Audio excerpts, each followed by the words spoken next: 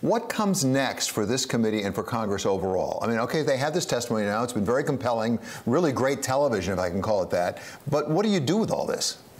Well, certainly the investigation will continue, and I think the next step for the investigators, David, is going to be to try to see if they can corroborate any of the testimony that James Comey has now put out on the record, under oath, in a public setting. We had some of these leaks over the last couple of weeks in the press attributable secondhand to anonymous sources. The former FBI director has confirmed them.